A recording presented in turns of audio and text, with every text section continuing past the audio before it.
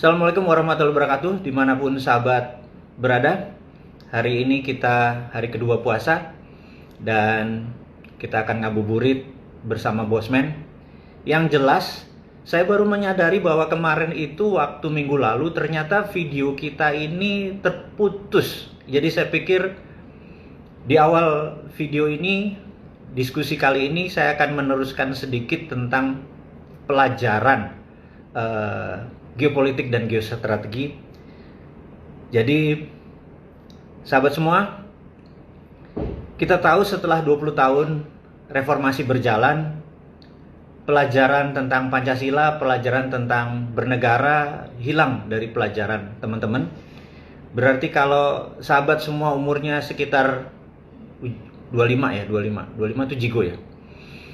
Jadi kalau kalian saat ini sahabat semua usianya 20-an, saya yakin pelajaran Pancasila berbeda dengan saya yang sudah kepala 5. Dan kalian-kalian yang uji kelamin itu usia jigo kelakuan minus gitu ya. Saya rasa banyak kali ya yang saat ini yang kelakuannya minus, usianya jigo gitu ya.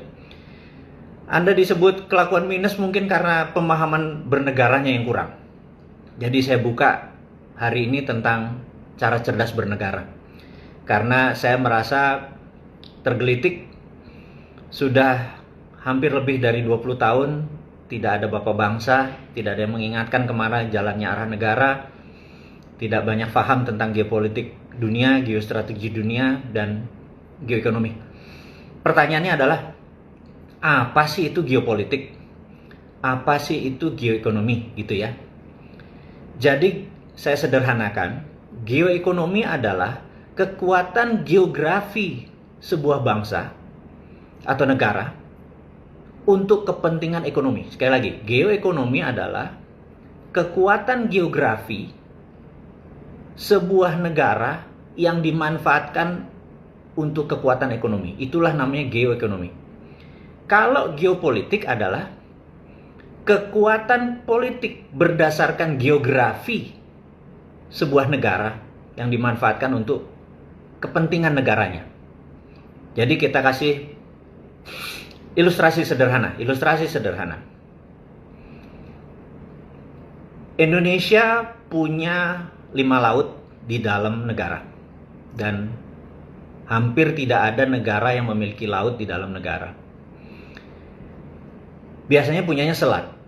Jadi kita ada laut Arafuru, kita ada laut Banda, kita ada laut Jawa gitu ya. Itu adalah laut. Jadi bagaimana memanfaatkan kekuatan geografi tadi untuk kekuatan ekonomi. Kemudian kita tahu di dunia ini ada 6 selat utama.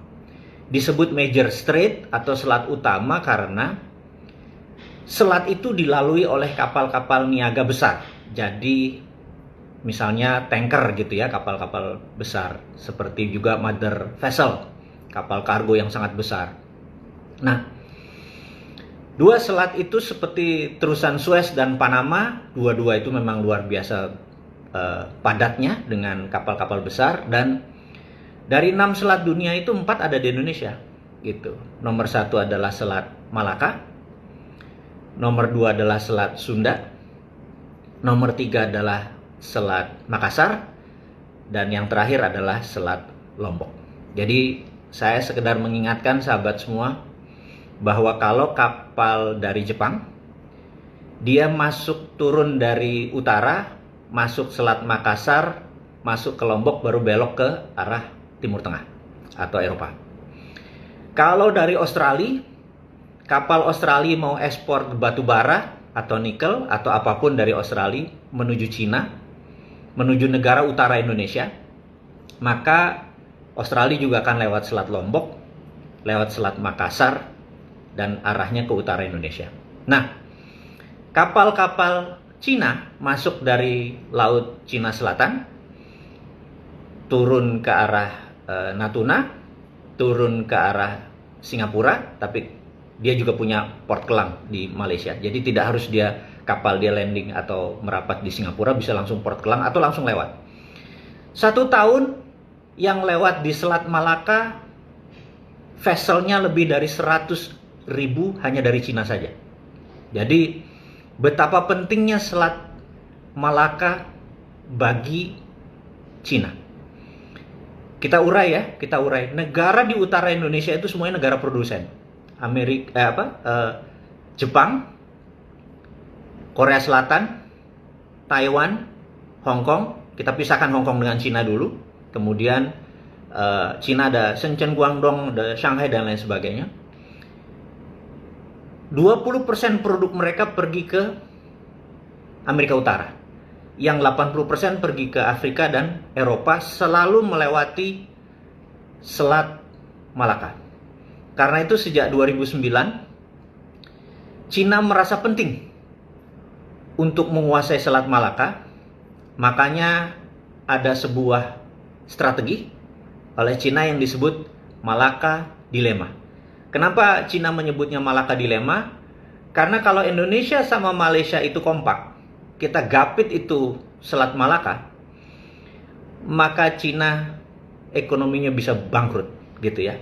Nah, yang menarik adalah sejak saat itu by all means, istilah mereka dengan sangat serius, by all means itu artinya berapa aja biayanya, pokoknya Indonesia sama Malaysia harus berantem aja. Sejak saat itu kita nggak akrab dengan Malaysia dan itu adalah by design. Jadi kalau teman-teman mempelajari dunia intelijen, mempelajari tentang war game, bahwa perang itu bukan hanya sekedar bedil-bedilan, tembak-tembakan, tetapi perang ekonomi juga memerlukan strategi. Jadi saya kasih contoh, ini real kasus, cuman saya hilangkan dulu namanya, waktunya, dan peristiwanya, tapi ini kasus yang nyata.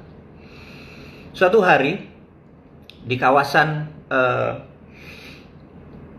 Cikarang ada pabrik pembuat rem gitu ya. Mereka ini satu hari, satu orang yang bekerja bisa membuat 7 rem ini. Kemudian mereka dapat order dari Jepang untuk membuat rem tersebut. Yang terjadi adalah menarik. Ternyata mereka hanya mengerjakan 5,5, 6, sehingga harus lembur. Dari 6.000 karyawan itu harus lembur untuk mengerjakan 7. Lembur sampai jam 7, ternyata setiap minggu perusahaan harus membayar 1 miliar, 2 miliar uang lembur gitu. 1 bulan dia paksa SPI, SPSI-nya, buruhnya, dia ini tetap aja nggak bisa. Padahal dulu sebelum ada kontrak itu 7 itu di tangan gitu ya. Apa yang terjadi setelah itu? Dia minta bantuan kami, kita full tim ke sana, kita review. Kami ini, saya tanda petik dulu ya, nanti jangan teman-teman jangan komentar kami itu siapa, nanti aja, sabar aja gitu ya. Kita melakukan reviewing, kemudian ketemulah 6 gegeduknya gitu ya, 6 gegeduknya. Bahwa inilah penyebabnya. Nah, 6 orang ini dipanggil ke pusat, 2 disekolahkan ke luar negeri, ke Jepang, 2 dinaikkan pangkat, 2 dipindahkan tapi pangkatnya naik. Setelah itu 6.000 orang ditekan, suruh mengerjakan, ternyata bisa, sehari bisa 7, bisa 8, dan tidak ada lembur lagi. Dari 6 orang ini kita review, ternyata ada yang menarik. Setahun yang lalu kata mereka ada orang dekat sekali dari Malaysia, dia sering dikasih uang, anaknya sakit dikasih biaya, dan sangat dekat, udah kayak saudara katanya. Mereka inilah, orang-orang inilah yang menginspirasi katanya bahwa jangan sampai kalau kita mau uang banyak, jangan turuti maunya perusahaan, kita perlambat dia, dan lain sebagainya, dan lain sebagainya. Jadi ada yang menginspirasi gitu ya. Kita kejar lagi, baru kita sadar bahwa ternyata Malaysia ingin kontraknya itu pindah ke Malaysia. Jadi dengan pekerjaannya itu pelan, dengan pekerjaan itu jadi mahal, project itu pindah ke Malaysia. Karena Malaysia punya perusahaan yang sama. Disitulah kita kaget bahwa ternyata Malaysia pun tega melakukan infiltrasi ke negara kita untuk melakukan economic offense, serangan seperti itu. Hal seperti ini terjadi banyak dan kami udah tahu lama hal-hal seperti ini. Sekali lagi, bernegara itu tidak sesederhana mengelola sebuah kecamatan atau mengelola hal-hal yang bersifat normatif bahwa wacana-wacana. Enggak, rumit sekali bernegara itu gitu ya. Nah, Anda sahabat semua, mudah-mudahan dengan cerita tadi Anda mulai ngeh bahwa bisnis itu ada bisnis intelijen loh, ada marketing loh, yang bukan sekedar kita bilang, waduh ini harga murah beli, harga tinggi jual gitu ya. Nggak sesederhana itu. Oke. Inilah yang saya ingin sahabat semua, sahabatnya Bosman ini, bernegara itu sangat cerdas gitu. Saya mau tambah lagi, biar puas sekaligus bersemangat bahwa negara bukan sekedar ngurusi corona selesai ngurusin ekonomi, enggak seperti itu gitu ya. Saya mau tambah lagi. Anda tahu bahwa di tahun 2001 atau 2002 saya lagi di puncak, lagi di hotel di puncak, saya sendirian. Saya ada rapat waktu itu kalau nggak salah. Kemudian saya menyetel TV gitu ya. Di TV itu ada seorang penyanyi cewek melakukan gerakan sangat erotis yang kemudian hari dikenal dengan gerakannya goyang ngebor kalau nggak salah. Dia adalah Inul gitu ya. Saya waktu itu begitu melihat, saya langsung tepok jidat, astagfirullahaladzim gitu ya. Terus nggak lama kemudian saya bilang alhamdulillah gitu ya. Anda mudah-mudahan paham maksud saya. Saya melihat sesuatu yang luar biasa gitu ya. Tapi mendadak 3 bulan kemudian geger di media bahwa goyang Inul itu haram, nggak boleh, dan lain sebagainya.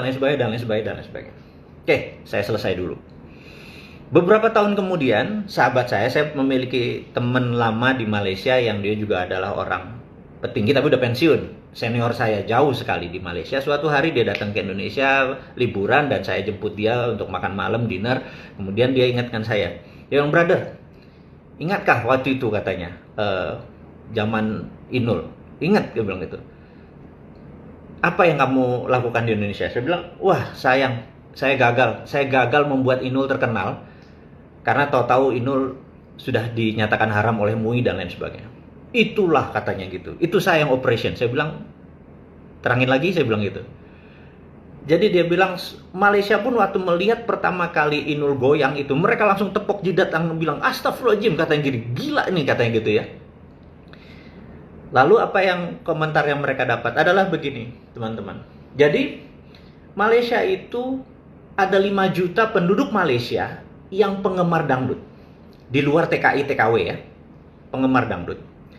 Kalau Inul sampai meledak, kemudian orang Malaysia tergila-gila sama Inul, maka produk Indonesia akan masuk ke Malaysia. Gitu ya. Dan ini nggak boleh katanya. Jadi dia melakukan infiltrasi, dia bayarlah ulama lah, dia bayarlah organisasi ini bayar untuk menyatakan Inul itu haram gitu ya. Begitu berhasil dinyatakan oleh MUI haram, Malaysia tepuk tangan, saya tepuk jidat. Saya bilang, lu nggak ngerti ya bernegara ya, saya bilang gitu. Kalau lu nggak terima goyang Inul nggak usah di Indonesia tapi diekspor aja seperti K-pop gitu ya. Itulah sahabat semua, saya pengen Anda itu tidak sederhana ngelihat, oh ini haram, ini halal. Itu pasti ada yang bermaksud. Sekarang goyang ngecor lah, goyang apalah lebih banyak, lebih jorok. Tapi karena tidak mempengaruhi sebuah negara, tidak ada yang infiltrasi. Jadi teman-teman, mudah-mudahan informasi bela negara seperti ini, teman-teman paham. Jadi hari ini aja saya udah ngasih 2 bocoran bahwa negara lain itu sangat peduli sama Indonesia dan Indonesia kayak terlalu naif mengelola negaranya. Jadi saya gregetan gitu ya. Bahkan nggak usah begitu, 2024, saya ngomong 2024, calonnya siapa sebutin, nggak satu pun paham beginian gitu ya. Saya kadang-kadang ya Allah, masa negara Indonesia nih pemimpinnya gitu amat sih, terlalu kasual gitu loh. Dan nggak baca buku, nggak punya think tank, orang di sekelilingnya nggak sensitif terhadap rakyat gitu ya. Dan saya nggak pengen memiliki apapun, nggak pengen jabatan politik apalagi. Saya pebisnis, saya masih nggali di sawah, saya masih macul gitu ya. Tapi kalau negara ini bener kan kita enak hidupnya bener ya sudah. Saya ngomong melalui sahabat semua, mudah-mudahan sahabat semua bisa menyambung lidah ini, ajarin teman-teman gitu ya. 2 hal, bahwa ada namanya infiltrasi, ada agent di sebuah negara, ada sleeping army, ada sel-sel tidur yang nanti mereka bisa bangunkan, tahu-tahu Indonesia terguling aja tahu-tahu gitu ya. Dan banyak sekali titik-titik di sini, yaitu baru yang dari Malaysia, belum dari Singapura, dari Filipina, dari Morskova, Rusia punya di sini. Rusia tuh kalau ada hubungannya sama Bintang Kejora sama GAM, pasti ada agen Rusianya. Aduh, saya kalau udah kayak gitu tuh bener-bener kayak kok transparan banget sih negara Indonesia ini gitu ya. Jadi saya gugah teman-teman untuk peduli bahwa ya udah saya kasih pelajaran. Jangan-jangan memang selama 20 tahun di sekolah tidak diajari, bapak bangsa tidak mengerti banyak, teman-teman dulu yang senior-senior ya, yang usianya udah 70 tahun, yang pernah ikut Cold War, yang pernah ikut perang Vietnam, pernah ikut perang Timur Timur, udah senior-senior, dia nggak bisa ngajarin lagi karena ada generation gaps gitu ya. Ya udah kita pelan-pelan aja. Ada 278 video, saya pelan-pelan. Saya dibilang teori konspirasi kek, mau dibilang nggak paham apa yang terjadi, nggak peduli. Saya cukup waktu untuk bersabar, saya cuma bisa kasih 5 menit, padahal saya pengen ngasih berjam-jam gitu ya. Sekali lagi, saya cukup bersabar untuk Anda pinter, karena makan kue gede sekaligus pasti Anda nggak kuat, lebih baik dicemilin pelan-pelan gitu ya. Oke. Kemarin, kita lanjut video kemarin ya. Sekali lagi, kita lanjut video kemarin karena ternyata terpotong gitu ya, terpotong. Jadi saya review sebentar ya, setuju ya teman-teman ya? Setuju ya teman-teman? Jadi saya sekedar mengulang bahwa tahun 45, tahun 44 sebelum Perang Dunia Kedua berakhir, Amerika memanggil seluruh negara Eropa, negara-negara yang bakal menang perang, di kota kecil namanya Bretton Woods di utara Boston, 1 jam dari utara Boston, kota kecil sekali.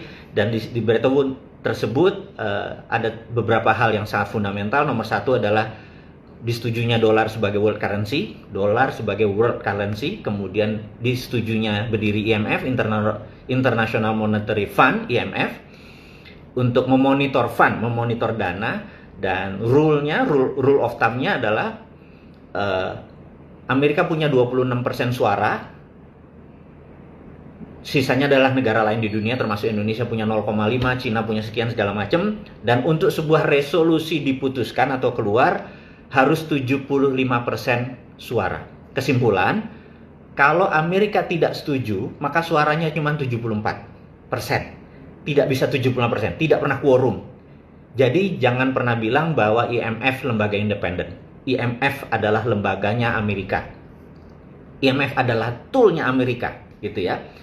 Untuk bukti kenapa kantor IMF nggak di New York, kenapa kantor IMF nggak di London, kantor IMF ada di Washington. Itu artinya memang wilayah Washington. Kemudian berdirilah World Bank untuk mengontrol currency dan mengontrol IMF tadi menjadi 3 kesatuan. Nah, teman-teman, setelah disetujui, maka Amerika melakukan namanya Operation Paperclips.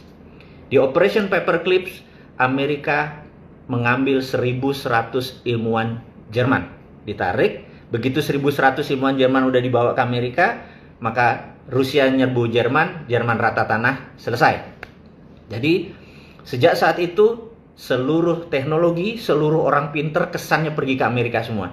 Dan Amerika dari dulu adalah land of freedom. Jadi saya cerita Amerika dulu, jangan bilang saya anteknya Amerika. Sabar ya, ini ada pro cebonger ini kadang-kadang bilang, wah ini anteknya Amerika nih. Saya ini NKRI garis lurus, saya nggak suka Amerika, saya nggak suka Cina. Paham ya?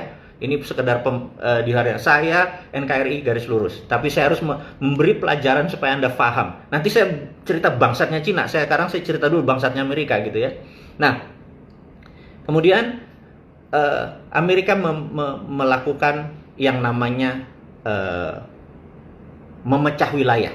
Ini kan adalah how the world work, bagaimana cara dunia bekerja gitu ya. Kemudian Afrika atau selatannya Eropa ini adalah untuk memfeed Eropa. Amerika Selatan adalah untuk mengasih makan Amerika Utara gitu ya. Kemudian Timur Tengah dijadikan wilayah energi, dan karena di sana kalau satu nanti berdominan dibelah 18 negara gitu ya, supaya mereka berantem di dalam. Kemudian India, Asia Tenggara, dan Cina adalah marketnya. Jadi teman-teman sekedar mengingat bahwa pasar ini dari dulu memang Cina, India, dan Indonesia adalah pasarnya. Jadi mereka barangnya dari Afrika dan Amerika Latin dikirim ke Amerika Utara, dijualnya ke sini. Udah mulai paham ya gambarannya. Kemudian tahun 80-an di mana Rusia mulai membentuk namanya Uni Soviet, Amerika itu memang harus enemy centric approach. Amerika itu harus punya musuh gitu ya. Jadi peranglah dia dengan Rusia, karena dia dengan berperang ekonominya tumbuh, karena 20% income Amerika datang dari industrial complex, military industrial complex. Harus diingat ya, bahwa kalau kita APBN kita kan semuanya dari pajak, kalau Amerika 25%-nya datang dari military industrial complex. Karena itu harus ada perang, kurang ajar kan? Ya, dan ingat 70% atau 80% perang di dunia saat ini semua di negara penghasil fossil oil. Catat tuh ya. Jadi semua terjadinya perang selalu di negara-negara penghasil fossil oil atau penghasil minyak. Jadi asalnya diperangin aja terus. Nah, di tahun 89 Amerika lagi fokus di Afghanistan, lagi Taliban, lagi fokus di mengusir Soviet. Mengusir Soviet, dia menarik pasukan-pasukan Muslim untuk diajari 40 negara, namanya Mujahidin untuk menyerbu Rusia di Afgan, gitu ya. Nah, ada yang lupa, tahun 89 yang sama Cina juga lagi tinggi-tingginya nasionalismenya dia. Nasionalisme tipe versi PKC, Partai Komunis Cina. Dan tahun 89 ada peristiwa yang besar yang namanya Tiananmen. Tiananmen ini moment of greatness. Ada pertanyaan besar. Karena sebelumnya, zamannya Ronald Reagan jadi presiden, Cina itu menandatangani sebuah perjanjian yang sangat berat, yaitu 40 tahun kemudian Cina harus jadi negara demokrasi. Setidak-tidaknya pemilihan kepala daerah bisa menggunakan voting, gitu ya, menggunakan voting atau election. Nah, mereka masa itu masa consolidate. Mereka mau demokrasi ala Amerika, ala Barat, atau tetap 11 jenderal berhadapan dengan Deng Xiaoping waktu itu, pemimpin partai tertinggi, bilang, saya nggak mau, kalau Anda pilih demokrasi, kami bersebelas potong leher, gitu ya. Deng Xiaoping dilema dan akhirnya memutuskan setuju sama 11 orang itu. Bahkan Perdana Menteri yang saat itu pun ditaruh di penjara rumah. Saya lompatin ceritanya karena ini ada di New Tiananmen Papers. Jadi teman-teman kalau saya ngomong saya selalu ada referensinya. Nama bukunya namanya New Tiananmen Papers. Anda buka aja di Google, New Tiananmen Papers. Di New Tiananmen Papers ini di bawahnya tulisannya begini. A secret meeting that changed China. Sekali lagi saya mau cerita. The secret meeting that changed China. Jadi ada meeting rahasia yang merubah sejarah Cina. Nah, akhirnya mereka memutuskan, mereka fuck off, buang IMF, buang World Bank, buang Amerika. Mereka menjadi negara berbasis sistemnya mereka sendiri. Nah, siapa guru besarnya mereka? Teman-teman boleh cek. Michael Hudson. Benar, Michael Hudson. Hudson. Michael Hudson, pendiri Hudson Institute, adalah seniornya Alan Greenspan. Anda ingat, Alan Greenspan adalah maestronya Bank Sentral Amerika, Federal Reserve. Tapi Michael Hudson adalah seniornya. Di Chase Manhattan dulu dia adalah seniornya dari Alan Greenspan. Michael Hudson dari tahun 70-an memang sudah memberikan terobosan-terobosan besar sehingga idenya dia diterima oleh Amerika di tahun 71. Jadi 15 Agustus 1971 Amerika deliberate. Amerika menyatakan setiap printing money tidak perlu pakai emas lagi. Jadi Amerika melepas dolarnya, tidak pakai emas lagi, dia print suka-suka mereka. Ini yang kurang ajar ya. Nanti kita akan bicara khusus sampai sana. Karena itu saya merasa saya nggak percaya lagi sama dolar, gitu ya. Nanti kita sampai sana. Nah, kemudian Hudson ini ngajar di Peking University. Dia sekarang guru besar di Missouri University. Dia ngajar di Peking University. Ilmunya adalah MMT, Modern Monetary Theory, yang saya anut sudah lama. Jadi dia mengajarkan seluruh petinggi Partai Komunis Cina, seluruh Politbiro adalah muridnya Michael Hudson. Di 89 itulah teori MMT dipakai di Cina. Apa yang dipakai? Oke. Saya mau terangkan sedikit teman-teman, dan ini adalah mudah-mudahan ilmu yang bermanfaat buat Anda semua, karena suatu hari kita akan membuat ini menjadi bagian dari Indonesia. Jadi begini. Hudson tidak percaya sama inflasi. Inflasi adalah kalau mismatch. Kalau ada yang mismatch balance sheet-nya pasti inflasi. Jadi kalau itu nggak mismatch, pasti tidak ada inflasi, ya. Itu rumusnya dia. Jadi kalau ada inflasinya 7%, pasti mismatch. Pasti produksinya tidak sesuai dengan uang beredar, gitu ya. Jadi sesimpel itu. Nah, untuk itu apa yang dilakukan oleh pemikiran sederhananya?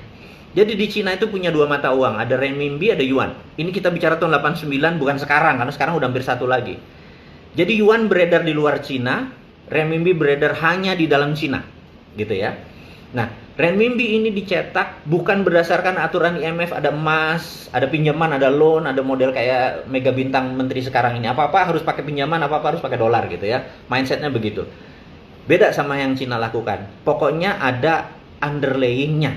Underlayingnya bisa apapun.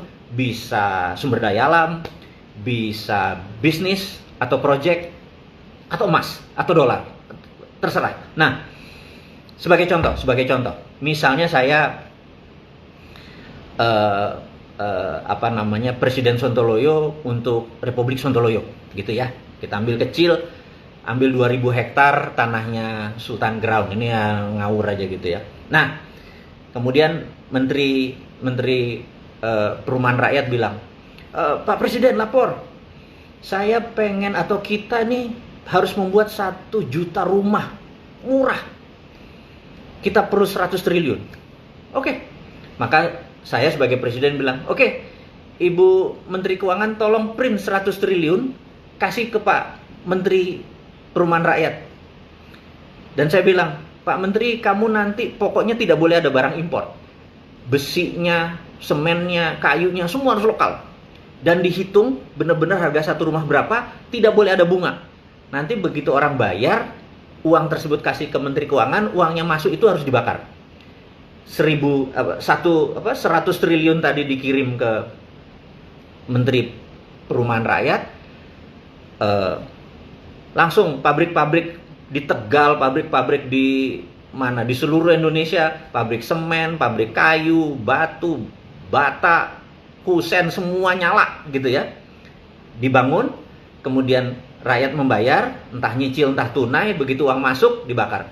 5 tahun kemudian begitu barang ini jadi, misalnya 100 triliun udah dapat, kirim ke bank lagi, bakar uangnya, gitu ya. Selesai. Begitu dibakar, tidak ada inflasi, karena underlayingnya proyek, gitu ya.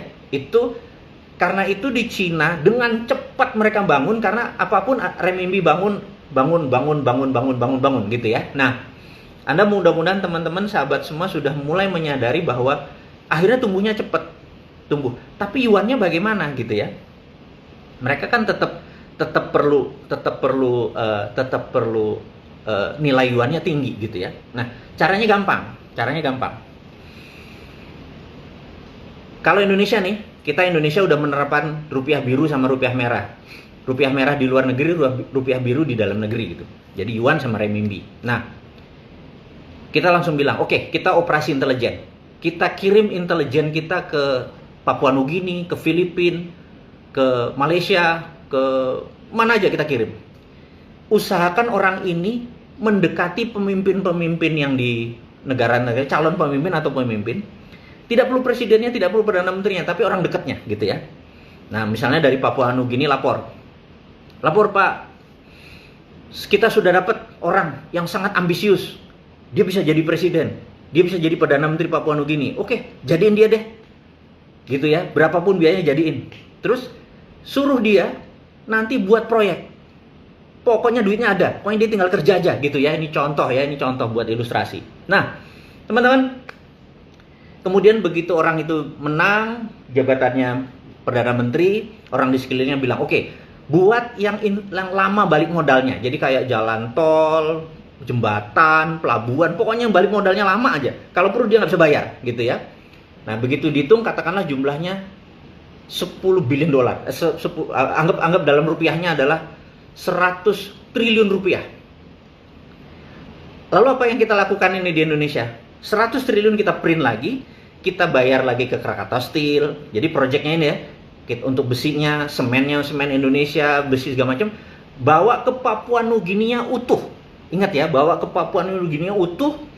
Bahkan di sana pun orang Papua Nugini nggak boleh kerja. Harus ingat ya, nggak boleh kerja. Jadi semuanya harus orang kita, orang Indonesia datang ke sana, TKI-nya semua orang Indonesia.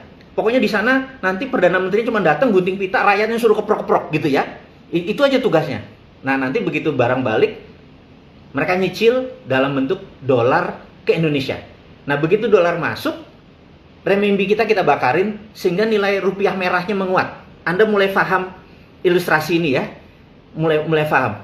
Tadi saya cerita tentang kurang ajarnya Amerika, sekarang saya cerita kurang ajarnya Cina. Jadi kalau sebuah negara tidak berdaulat, silau dengan asing sama asing, maka kelihatannya keren, gitu ya. Dan bagi saya hal ini naif, gitu ya. Perdana Menteri Papua Nugini loh ya yang naif ya. Kalau di sini pinter, nggak mungkin orang kita mah dikerjain kayak gitu, nggak mungkin gitu. Ini Papua Nugini, jadi bukan kita. Ini kita mau mengeksekusi Papua Nugini. Jadi teman-teman sekarang udah ada 3 pelajaran nih, bahwa ada infiltrasi dari negara lain, kurang ajarnya Amerika, kemudian bagaimana kurang ajarnya Cina. Anda mulai kebayang kan bahwa setiap negara itu ada namanya hajat hidup. Dia punya survival of the nation. Dia pengen Amerika itu hidup 1000 tahun, Cina juga pengen hidup 1000 tahun. Indonesia juga pengen hidup 1000 tahun gitu. Cuman karena silau ngelihat ke sana jadi kagum dengan mereka, jadi kita miring ke kiri, miring ke kanan. Dulu zamannya pemerintahan sebelum yang sekarang itu miring ke Amerika. Makanya disebut pemerintah yang kemarin tuh America born, America boy gitu ya. Oh, kita darlingnya Amerika. Terus begitu sekarang ya kita pegat atau kita putus sama Amerika, kita mulai genit-genit sama Cina gitu. Tapi Cina pinter, kita nggak dipacarin, kita cuman di deket-deketin aja, nggak dipacarin ya, digrepe-grepe doang gitu ya. Terus begitu mau balik Amerika lagi, ini perlu ventilator, kita deket-deket lagi Amerika, iya deh lu bayar deh dan lain sebagainya gitu ya. Jadi ini nggak simple gitu. Sama, nah Amerika juga sama. Waktu Demokrat berkuasa zamannya Obama, wah Cina tuh darling gitu. Begitu Trump disikat ke Cina, itu biasa. Jadi politik dunia itu memang selalu kiri kanan gitu ya. Nah, teman-teman, kita ngomong tentang geopolitik, geostrategi seperti begini, ini hanya cuman sanepo, cuman kiasan. Bahwa ceritanya akan panjang sekali. Saya cuman ingin meringkas itu supaya Anda paham, supaya ngono tuh ngelola itu gitu ya. Terus nanti kita tanya nih, misalnya, oh dia mau jadi presiden, lo punya otak seperti Bosman nggak? Lo gubernur ini lo tak challenge saja. Kalau dia cuman kebanyakan selfie pamer-pamer terus jualan-jualan, konsep nggak ada, think tanknya nggak ada, begitu memimpin negara gitu ya. Nah, kita challenge gitu, dan jangan harap saya maju. No, saya bilang saya pebisnis, mendingan bikin duit saya gitu. Happy saya kalau negara happy, bikin duitnya enak gitu. Karena bikin duit itu kayak lebih nikmat gitu daripada jabatan politik. Gitu ya, teman-teman. Oke, teman-teman, ada beberapa, ini jam piro ini, saya jangan lama-lama nih teman-teman, kalau ini udah nggak bayar lu gitu. Teman-teman, saya mau menceritakan sedikit, kan selalu ada yang baru dari Bosman. Itu menjadi tagline kita. Kalau menyempatkan waktu bersama Bosman pasti ada sesuatu yang baru. Mudah-mudahan ada 3 hal ini menjadi hal yang baru buat Anda. Saya mau menceritakan sedikit kali ini bisnis ya. Jadi bisnis begini. Bisnis yang ada di Indonesia saat ini, terutama sisi UKM terpukul, gitu ya. Kita semua tahu yang ngomong udah terlalu banyak deh, gitu. Apalagi yang mau jadi presiden atau mau kekuasaan atau yang punya kuasa, ngomongnya itu terus gitu ya. Saya sekedar meringkas bahwa ternyata ada 30% UKM yang tidak kena masalah dengan corona. Salah satunya adalah sahabat saya, Mas Yoyo. Kemudian Mas Keke, sahabat-sahabat saya yang memang main di digital. Ternyata mereka nggak kena. Kenapa nggak kena itu ya? Nah, kenapa nggak kena? Ini saya terangin. Bahwa ternyata mereka UKM-nya sudah UKM 4.0 gitu. Apa itu UKM 4.0? UKM 4.0 itu sudah terintegrasi dengan sistem distribusi, terintegrasi dengan sistem logistik, terintegrasi dengan sistem point of sales, terintegrasi dengan payment. Bayangin, kalau Anda jualan aqua yang khusus misalnya, bener-bener keren di daerah Anda, di Pandaan misalnya Anda punya sumber mata air, kemudian Anda jual, orang tuh mau bayar pakai OVO, sementara Anda tidak bisa nerima pakai OVO. Anda mau bayar pakai GoPay nggak bisa, mau bayar pakai PayPal nggak bisa, harus tunai. Anda transaksi jadi tidak jadi karena Anda tidak bisa menerima pembayaran. Jadi UKM 4.0 bisa menerima 9 macam pembayaran gitu ya. Jadi tadi terintegrasi semua termasuk menerima pembayaran. Nah, saya ini mempunyai platform untuk UKM bisa menjadi 4.0. Mahal biayanya. Saya kasih tahu mahal karena kami harus punya database ini, punya server yang besar, punya SDM yang banyak, kemudian belum lagi insurance dan dari IT tadi ya, kalau kehack, kalau diserang, kalau mati listrik dan banyak itu sumber itu nggak murah. Saat ini baru 3.000 orang UKM menggunakan jasa perusahaan saya ini. Namanya Refeed, REFEED, refeed.id. Jadi www.refeed, REFEED, refeed.id. Refeed.id ini senior partner saya, Mas Keke, bilang, gimana Pak Mardigu kalau kita gratiskan aja supaya teman-teman UKM bisa menjadi 4.0. Kalau mereka mau ekspor ke Malaysia misalnya, mereka nggak ngerti custom, pabean gimana, gudang gimana. Kalau itu tinggal pencet, itu sistem jalan sendiri gitu ya. Saya pikir, wah, kenapa nggak? Tapi kita ada limitnya, Kalau kita semua kasih gratis, ambruk perusahaan kita gitu ya. Kita ada limitnya. Jadi kita bilang, siapa saja yang mendaftar dari sekarang sampai Juli akhir, kita kasih gratis. 3 bulan ini gratis. Manfaatkan ini untuk Anda membuat bisnis Anda. Sekali lagi, ini bisnis ya. Ini untuk membalik keadaan, memanfaatkan. Anda tinggal pencet. Bisnis Anda udah 4.0. Dan bisnis 4.0 adalah bisnis yang paling tahan dengan corona. Gitu, karena memang corona kan social distancing. Karena ini kan tidak ada unsur social distance, nggak ada unsur sosialnya, semuanya robotik, semuanya digital. Jadi teman-teman, kalau Anda, sahabat semua, ingin keluar dari masalah UKM Anda, masuk ke UKM 4.0, dan ini free sampai bulan Juli akhir. Itu sedikit kontribusi dari saya. Saya bukan tipe yang ayo kita harus ubah ininya. Itu udah lewat. Sekarang kita harus action. Jadi actionnya gimana? Join refeed.id gitu ya. Nah, terus teman-teman yang ingin membaca buku baru yang saya terbitkan, buku baru ini apa? Jadi saya merasa anak-anak kecil kemarin itu yang uji kelamin itu, yang usia jigo kelakuan minus itu, kaum milenial itu mau jadi oligarki milenial itu menampar saya bahwa kok di Indonesia ini nggak ada sih orang yang ngingetin orang lain kalau salah gitu ya. Saya ini mungkin dididik Jawa. Jadi ayah saya itu almarhum bilang gini, kamu kalau salah tak kamplengi. Tapi kalau bener jangan harap pujian, karena wayai ngono, memang harus begitu gitu ya. Jadi bener jangan harap pujian. Jadi nah, anak-anak ini kalau salah ya harus ada yang ngamplengi gitu ya. Lu salah, lu tidak pakai tender, lu ngambil 5,6 triliun, lu salah, kamplengi gitu loh. Dan jangan dibela, oh dia masih kecil, dia masih nggak ngerti, pakai logo istana. Saya bilang, kenapa dibela lagi sih? Saya bilang kayak lu salah, bilang salah gitu loh. Nah, ini udah keterlaluan, bangsa ini udah terlalu, menurut saya sih, membiarkan hal-hal seperti itu. Apa yang terjadi nanti? Ini generasi yang tadinya mau kita buang nih, nanti 2024 kalau perlu yang kepala 60 tuh coret aja semua, gitu ya. Mendadak anak-anak ini diajarin lagi, mereka jadi oligarki baru gitu ya. Dan kapan kelarnya gitu. Anda tahu oligarki kan? Oligarki adalah sekelompok orang mengendalikan pemerintahan, itu namanya oligarki. Oligarki itu ada di setiap negara, terutama di Rusia. Rusia itu oligarki. Kalau di Amerika bukan oligarki, namanya plutokrasi. Orang kaya mengendalikan pemerintahan, gitu ya. Jadi dia kaya, misalnya ada peraturan dia bayar supaya setuju sama ini. Misalnya mereka adalah penghasil bunga matahari atau minyak dari bunga matahari, sunflower oil. Musuhnya adalah CPO. CPO kita ini musuhnya sunflower oil. Jadi the winners-nya saat ini adalah minyak bunga matahari, the winner-nya.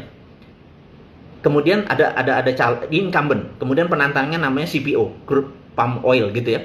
Itu mereka bisa bayar regulator, bayar undang-undang supaya CPO dilarang. Itu namanya plutokrasi. Orang kaya mengendalikan jalannya pemerintahan. Mudah-mudahan Indonesia negara yang benar, di mana tidak ada oligarki, tidak ada plutokrasi. Keterlaluan kalau negara ini sudah nggak punya misi visi ke depannya, nempel sama asing-asing, di dalamnya ada plutokrasi sama oligarki. Capek deh gue ngomong kalau kayak gini nih. Emosi lagi kalau ngomong politik. Balik ke bisnis. gitu ya. Oke. Jadi saya merasa harus hadir dengan sebuah kontribusi tentang integritas. Integritas adalah do the right thing when no one see you. Melakukan hal yang benar ketika tidak ada orang yang lihat Anda, gitu ya. Saya pikir, oke, kita buat bukunya. Judulnya ya bisnis tidak seanjing itu kawan, gitu. Anjing itu kan gigit, anjing itu njilat gitu ya. Untuk berbisnis itu Anda harus jadi lion gitu ya. Nah gua ini kan singa tua gini ya.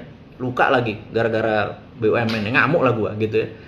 Jadi saya mengingatkan sebagai singa tua ini yang sudah tak bermahkota lagi, hanya mengingatkan kepada mereka, lu tuh singa, jangan jadi anjing, gitu loh. Jadi buku ini adalah bisnis tidak seanjing itu kawan, adalah bicara tentang integritas. Ada sekitar 50 judul tulisan yang saya tulis, pengalaman-pengalaman saya, bahwa begini loh do the right thing when no one see you, gitu ya. Misalnya do the right thing when no one see you tuh, misalnya kayak siapa? Sandi, sahabat saya, Chief Sandi. Dia Senin Kemis dan dia nggak pamer, gue puasa Senin Kemis gitu. Kalau Bosman ini ya Senin Kemis, hari Senin nyeneni, hari Kemis ngemis. Tolong Pak gitu ya. Itu sama Senin Kemisnya, dia spiritual, gue gembel gitu ya. Nah, itu yang membedakan do the right thing when no one see you. Nah, kemudian saya juga ini mungkin terakhir ya, saya juga merasa ingin berkontribut karena teman-teman Rumah Yatim Indonesia kemarin kami nggak pernah ngeluh. Rumah Yatim bercerita, kami tegar, tapi gara-gara COVID kami apa-apa harus sendiri. Masker kami harus buat sendiri, saniter kami harus buat sendiri.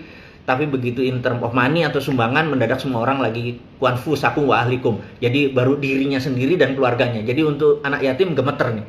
Saya gemeter, asli. Karena untuk menghidupkan berapa anak ya terpaksa bulanan saya drop gitu ya.